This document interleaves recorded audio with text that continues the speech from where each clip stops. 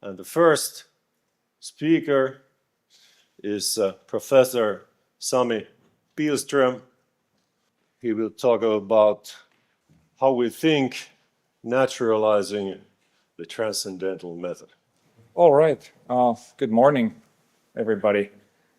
Thanks, Avril, and all the organizers for this kind invitation and for setting up this conference. I'm very much looking forward to these 3 days. It's a pleasure to give the first talk.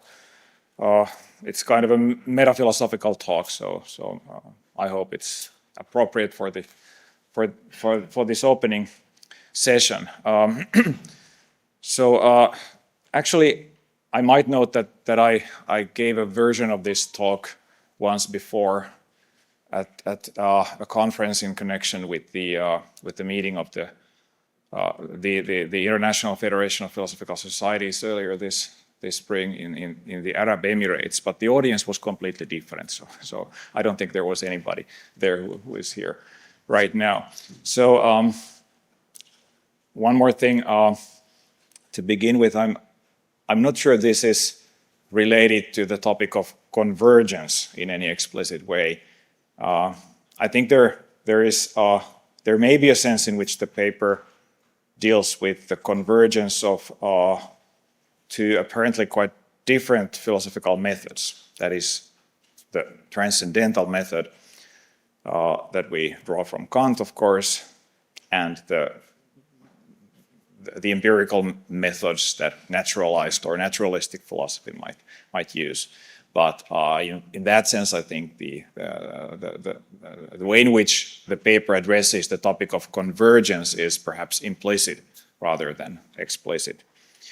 But it does address the issue of method in philosophy. So that's just my abstract. It's available in the abstract book online, I think. So some introductory remarks. I hope you can hear me all right and see everything. Yeah, I guess so. So of course we all know there is a range of philosophical methods, and I'm not going to introduce them in any detail. We know analytic philosophers like to talk about logical analysis or conceptual analysis, and phenomenologists talk about the reduction, the phenomenological reduction and the phenomenological method more generally. Pragmatists, like me, basically, if I identify my own work with any particular philosophical orientation or approach or tradition, I suppose pragmatism is the one that I most strongly identify with. Pragmatists prefer to talk about the pragmatic maxim, going back to Charles Peirce and William James, for instance, and maybe more generally about the pragmatic method. Wittgensteinians, inspired by the later Wittgenstein in particular, use something they may call a grammatical method, making grammatical remarks about the ways in which we use language and so on. Now, of course, here we are interested in the transcendental method in the Kantian tradition. And then, of course, this is not an exhaustive list of philosophical methods, just to give some kind of context and background for this. And then, of course, we have the kind of meta-level issue concerning philosophical methodology, concerning the way in which philosophical methods, whatever they are related to empirical methods. And I guess that could be one of the topics we're interested in this conference more generally.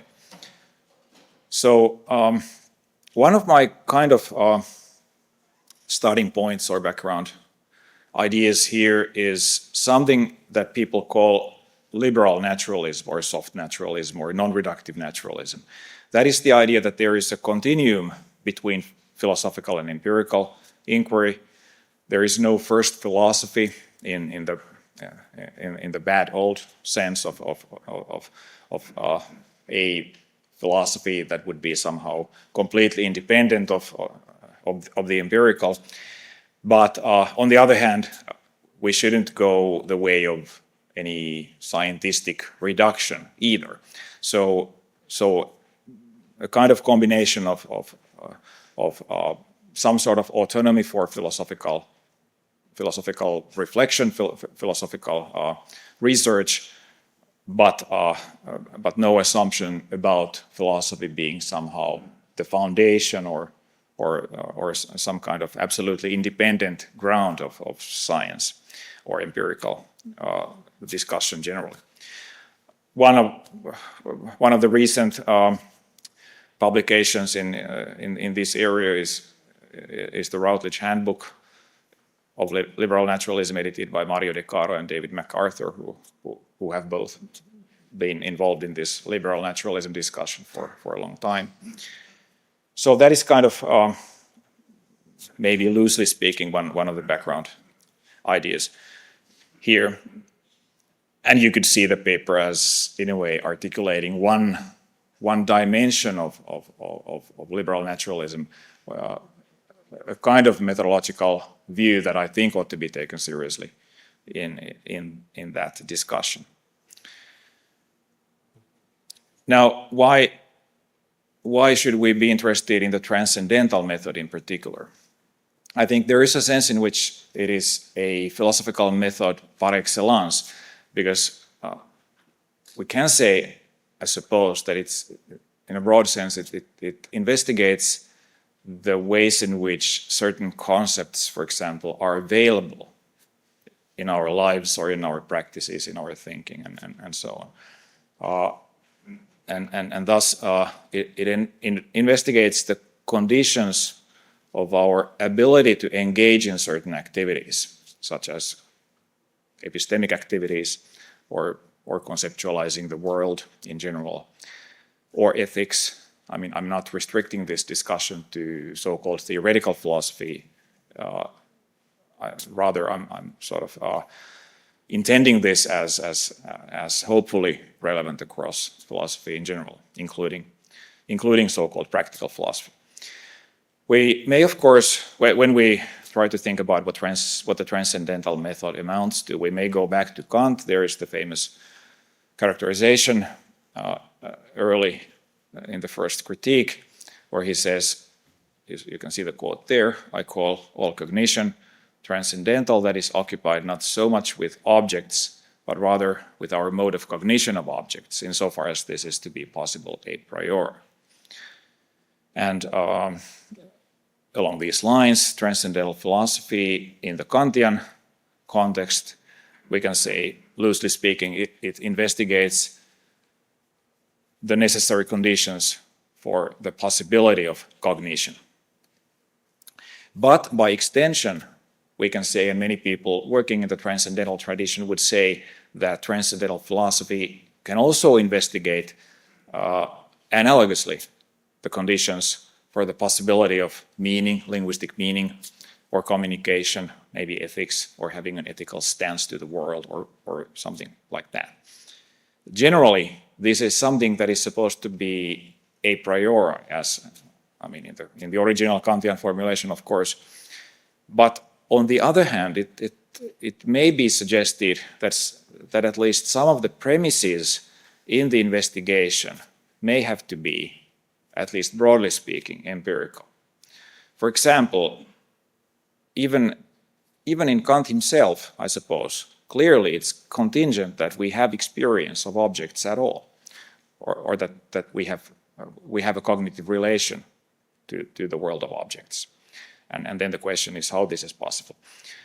And similarly, in the more linguistic version of transcendental philosophy, we basically start from the assumption that we do use language meaningfully, and then we proceed to an examination of the necessary conditions for the possibility of our doing that, or our being able to do that. Now, of course, this is not a talk about Kant, but for Kant, a transcendental investigation is a fundamentally important part of the critique of reason, more generally. And so we have to keep in mind this basic Kantian idea of human reason, in a way engaging in a critical investigation of its own capacities and limits. So that is definitely part of our understanding of the transcendental method. So yeah, one more thing. We could say, I don't have that expression on the screen here, but we could say that this kind of transcendental investigation typically, again in a broadly Kantian sense, though perhaps not necessarily, takes the form of a transcendental argument. We'll get back to that in a moment. But as you know, there is a lot of discussion, especially since the 1960s in analytic philosophy, about the role and status and validity and so on of transcendental arguments. So that is a kind of a specific issue in its own right. Here I am, maybe we could say, more generally interested in the status of the transcendental in this reflection on philosophical methodology. So not strictly speaking, or not only interested in what transcendental arguments are, but of course that is part of this discussion. Now, if we move ahead from Kant, we can say there are various versions of something that we call historicized, relativized, maybe naturalized versions of the Kantian a priori, and thus of the transcendental method. Actually, Chad Gilbert, I think, is going to talk about C.L. Lewis later, I think on Wednesday, so part of this conference. So there is something like a pragmatic a priori there, but we can associate this loose and general idea with philosophers coming from quite different orientations or backgrounds. We can see at least some versions of it at work in Carnap on linguistic frameworks, in Kuhn on paradigms, Putnam on something like revisable and fallible a priori, even Foucault and something like historical a priori, possibly Wittgenstein. Of course, that is extremely controversial, and there are people who read Wittgenstein as a kind of a Kantian transcendental thinker, and others who very strongly oppose any reading of that kind. So, of course, I'm not going to go into any of this. Just to give you some context, in all of these, there is always some kind of empirical element involved, we could say. So there is some proposal to combine a kind of quasi-Kantian a prioricity with the recognition that ultimately the a priori in a way functions in an empirical context. So, for example, Kuhnian paradigms would be a case in point. There is a sense in which a paradigm plays the role of Kantian-like transcendental conditions, making it possible for scientific theories to be about reality or about some objects or structures of reality in a certain scientific field or within a certain discipline. And for example, any talk about truth or reality or reference to objects and so on is in a way internal to paradigms, so they kind of play a transcendental role. But on the other hand, they are something that in a way emerge from the real practical actions of the scientists, their ways of organizing their research in the real world, so to speak, which has a history, which has social structures and so on. Okay, so again, this is just a loose characterization of the background. So how sharp, given that there are all these ways of in a way naturalizing the transcendental, how sharp is this distinction between the a priori and the empirical? We can say, I think, that even Kant's original a priori transcendental philosophy is and has to be based on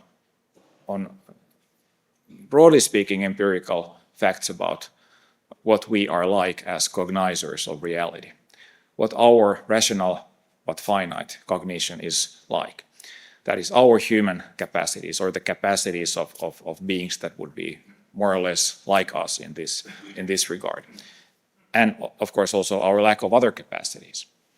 So for example, according to Kant, we as the way we are, we lack the capacity of intellectual intuition, Anschauung. Our intuition is sensible.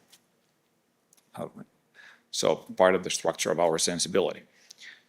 And also we could say, according to Kant again, our reason naturally or inevitably produces something he calls transcendental illusion, yielding dialectical fallacies, as we know, or at least yielding such fallacies when something like transcendental realism is presupposed. Of course, there's a lot of controversy in Kant scholarship about how exactly this goes, but the idea is that there is something that is like, in some sense, contingently the case about us, given the kind of beings that we are, that is fundamentally important, like as part of the or any transcendental analysis of our of the conditions for the possibility of cognition in the case of beings like us.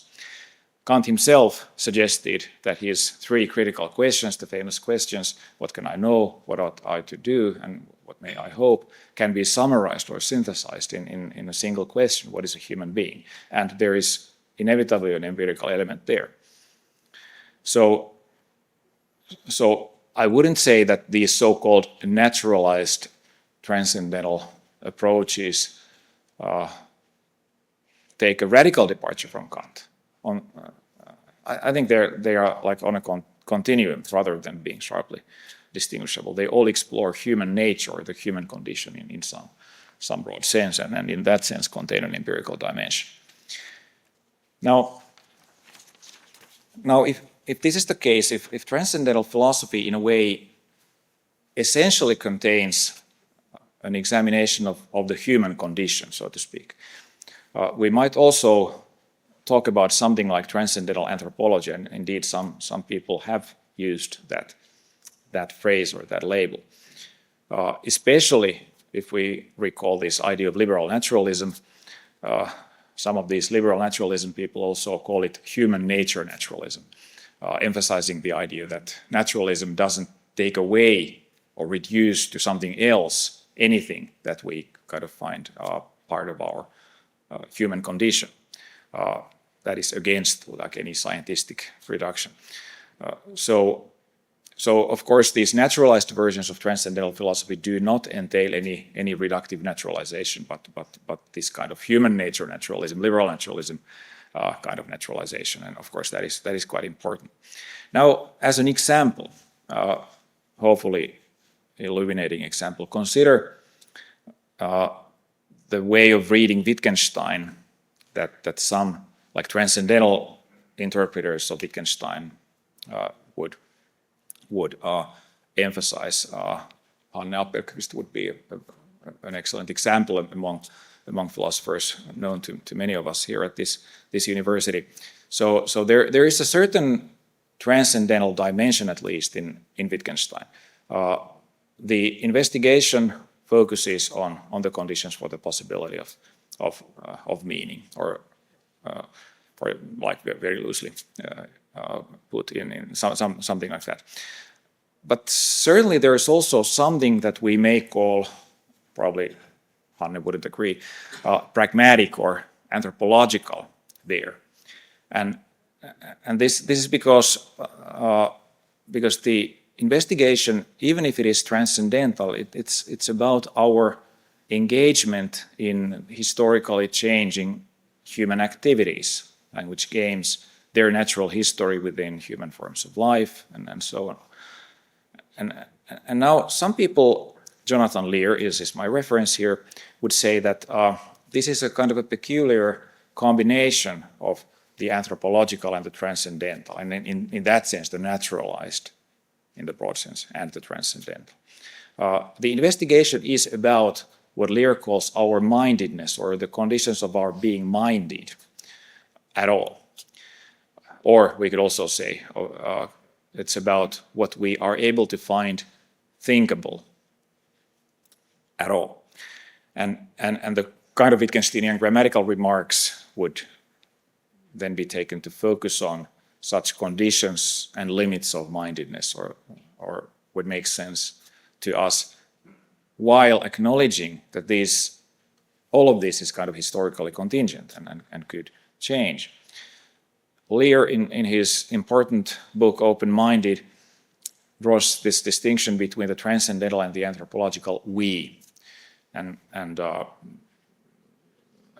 that I think is crucial to this idea of naturalized or anthropologized transcendental methodology. Somehow it's about the we that is the subject of inquiry here. One of Lear's examples that he discusses at length is Wittgenstein on measuring. We remember some of those thought experiments in the later Wittgenstein about like exotic practices of measuring and like using rulers that are made of rubber. Of course, we cannot really, the idea would be that we can't really make sense of those being different practices of measuring or based on a different conception of measuring, different from ours. They're just not cases of measuring at all. We just can't make sense of that idea. In a way, it's not thinkable, or it doesn't make sense to us. Now, so Lear talks about the disappearing we. The idea being that our being minded, as he says, in the way we are, entails our being so minded that we do not or even cannot see us as just one group of people, a culture or practice among others, as if this could be seen from a transcendent God's eye view. So of course, the distinction between the transcendental and the transcendent is absolutely crucial. It's fundamental, fundamentally important in this Kantian tradition. So for the transcendental philosopher, there really is no transcendent point of view. And in this case, it also amounts to saying that there is no coherent sideways on perspective, as we may also put it, for viewing our form of life as just one among others. There is always this kind of inevitability of our viewing it from within its limits. So in brief, Lear says basically, this is not a quote, but kind of a summary of what he's trying to say is that our being minded to regard something as, for example, nonsensical or unthinkable means that it is nonsensical or unthinkable. It does not simply mean that it's nonsensical for us, while perhaps not for some others, like seen from this sideways on perspective. And the reason he talks about the disappearing we is that he compares this to Kant on the idea of that the prefix I think has to be able to accompany any of my representations. So it's about the unity of transcendental and perception in that sense, and of course with the transcendental we instead of the I. So we cannot genuinely, from the perspective of our being minded in the way we are, make sense of the possibility of our being minded in a radically different way, and thus of our just occupying one perspective among others.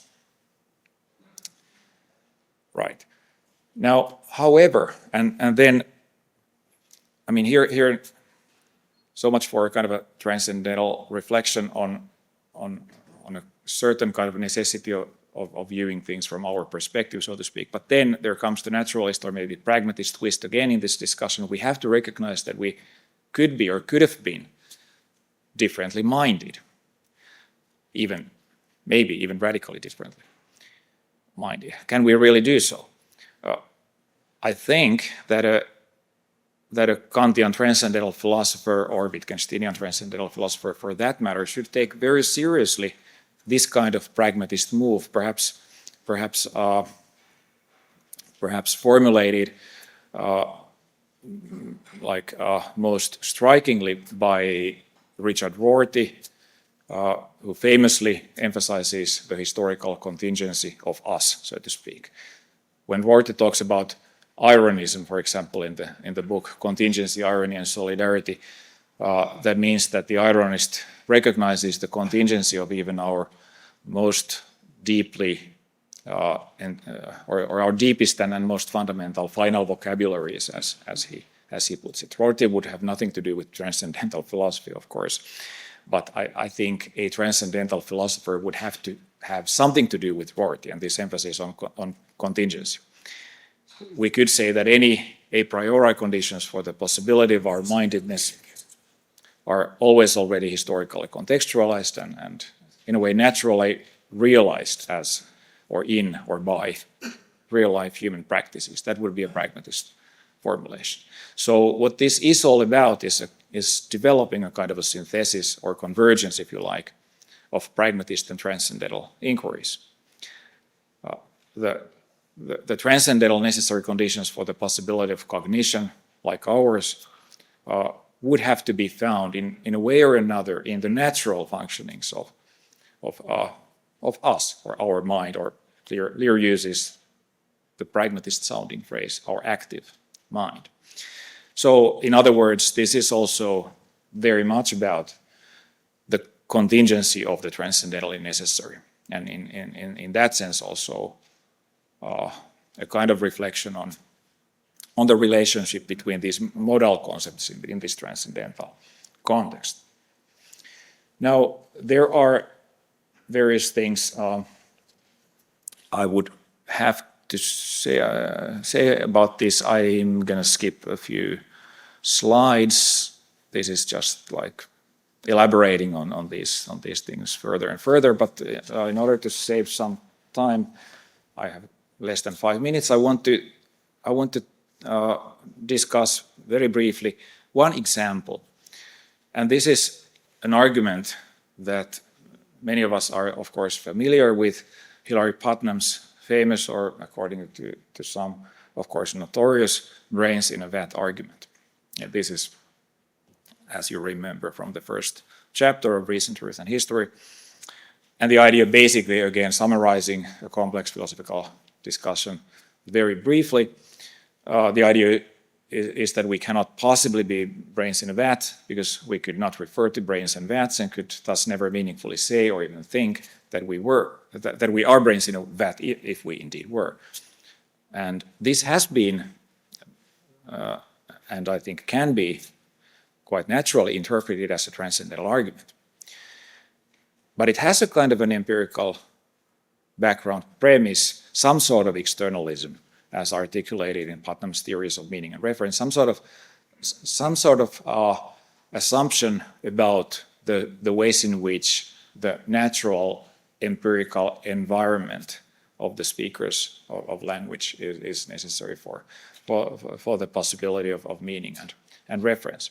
And that idea is crucially involved in the argument. So now Putnam himself reflects on the status of this argument in the following way. You can see the quote there. In spite of the fallibility of my procedure and its dependence upon assumptions which might be described as empirical, for example, the assumption that the mind has no access to external things or properties apart from that provided by the senses, my procedure has a close relation to what Kant called a transcendental investigation, for it is an investigation of the preconditions of reference and hence of thought, preconditions built into the nature of our minds themselves, though not, as Kant hoped, wholly independent of empirical assumptions.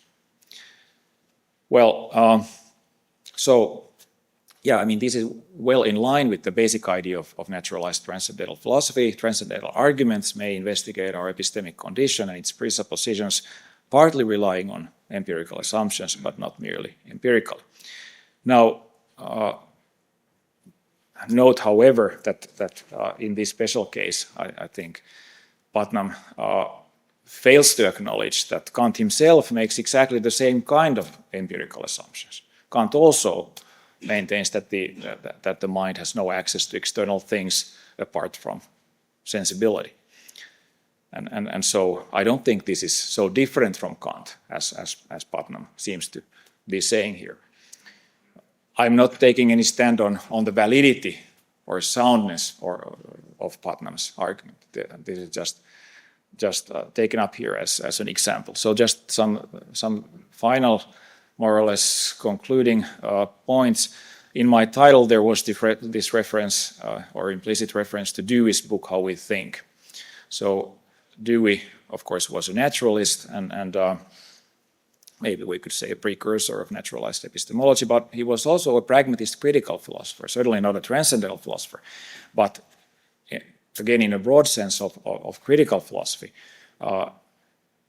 It is not entirely implausible, I think, to also find important links to the transcendental idea of human reason or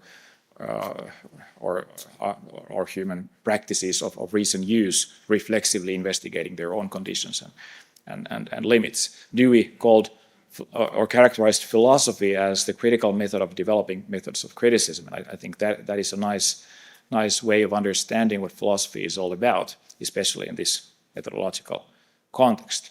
So, in a Deweyan spirit, I think we should say that while transcendental philosophy must be concerned normatively with how we ought to think, it can do this only by being also concerned with how we do think. So the normative here emerges from the contingently natural or human. And this is then my final slide. Some of you may know that this idea of developing a naturalized or pragmatic version of transcendental philosophy has been my project for a relatively long time, for decades actually. And a kind of further step in this discussion would be the suggestion that it is really in terms of or within pragmatism that we ought to do this. And of course, I didn't get to the point of actually talking about pragmatism or defending a pragmatist approach to transcendental philosophy in any detail here. But that would be like the broader and the kind of main program that I'm sort of trying to develop here.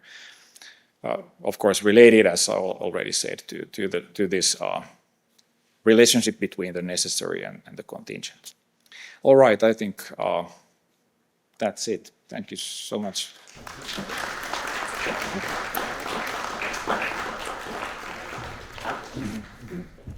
Okay.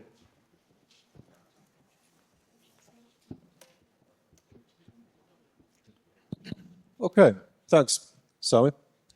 So, any comments?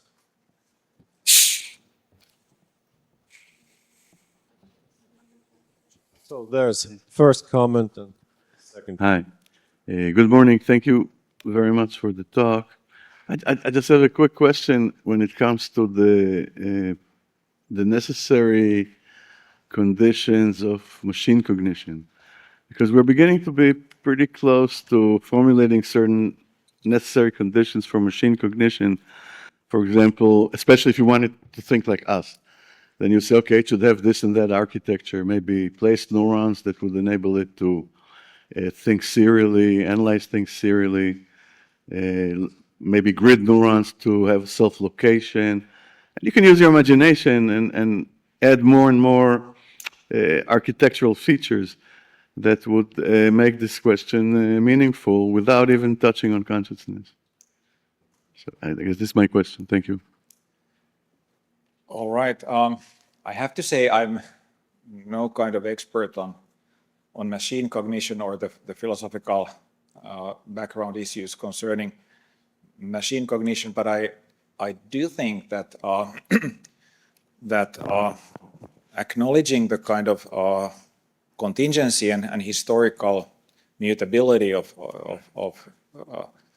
the conditions of human cognition along the lines of this like naturalized conception of the transcendental is fully compatible with the idea that these are issues that could also be quite interestingly explored in the case of machines being the cognizers. So even though my kind of naturalism is, as we might say, humanistic in a very strong sense, that does not at all mean that I wouldn't think that it's a plausible research program to explore how cognition, like real cognition, could take place in the case of cognitive agents quite different from us.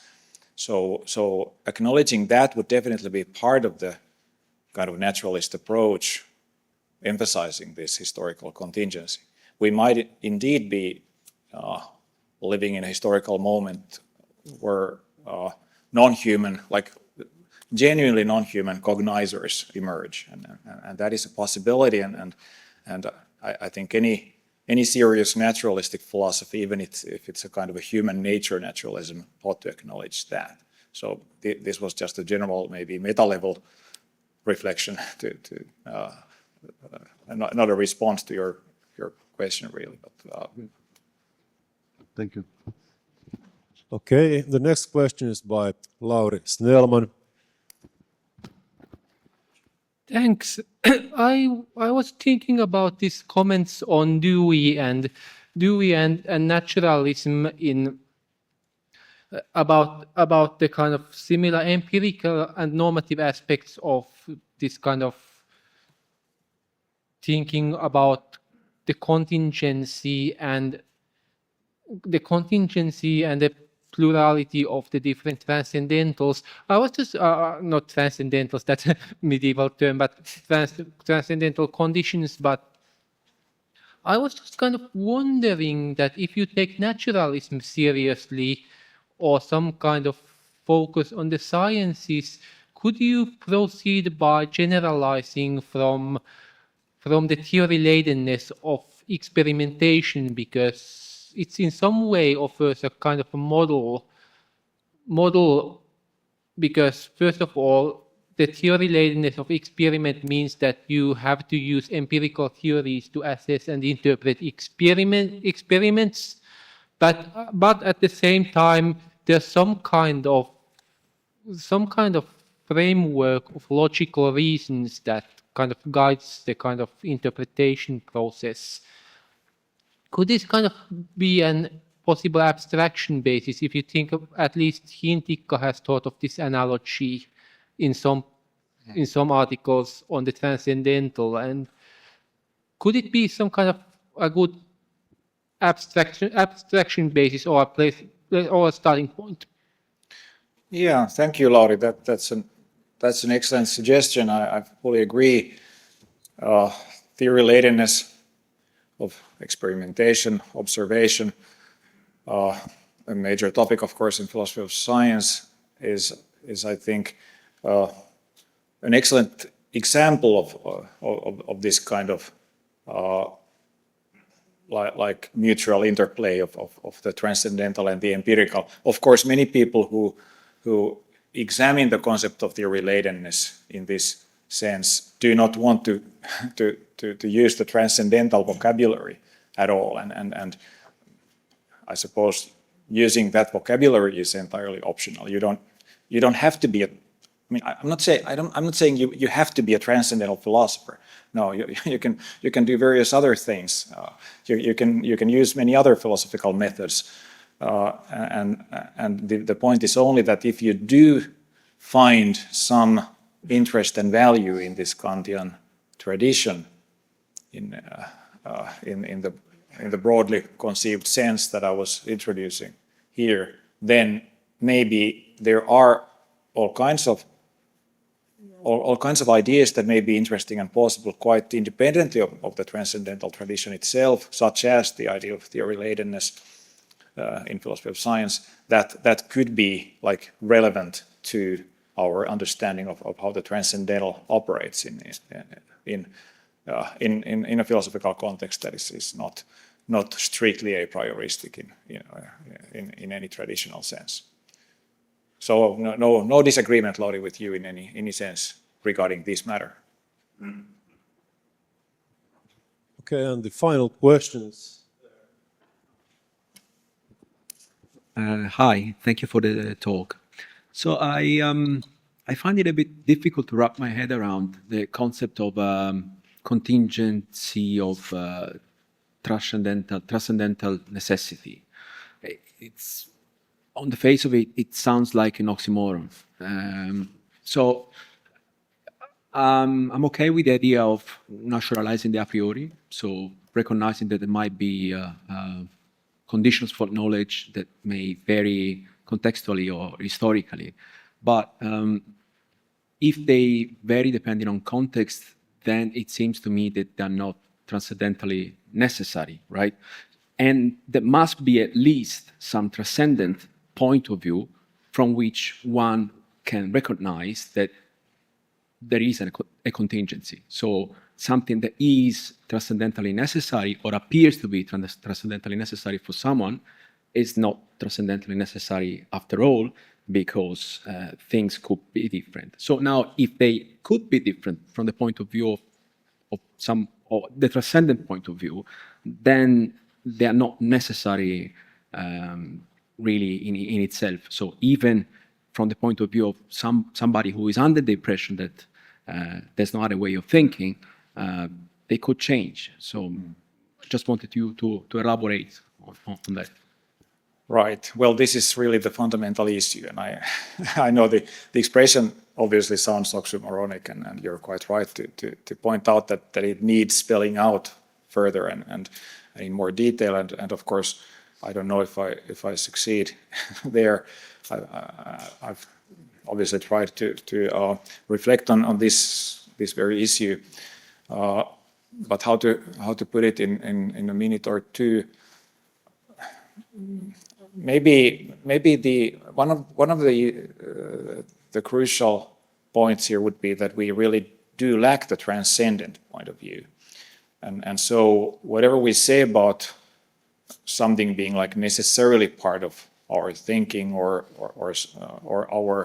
our thinking or mindedness, to use Lear's term, necessarily having some boundaries, is something that we inevitably judge from the point of view lying within those boundaries, so from within, and it is only from within, in that sense, that we can try to make some sense of this peculiar, perhaps ultimately unstable combination of the contingent and the necessary, because we also, from within again, we have to acknowledge that these things could look different. They could look different even from within. We do not have the transcendent perspective. And even that is something that we can only say from within the limits that in a way already manifest the lack of such a perspective. But I know this is a complex issue, and I don't think I can offer any easy response that would immediately resolve the matter. I think this also has to be, this is an issue that also needs to be articulated like really at some length, and also with references to the historical tradition itself and to some of the main figures in the discussion, including Wittgenstein maybe, and the pragmatists. Thank you. Thanks. All right.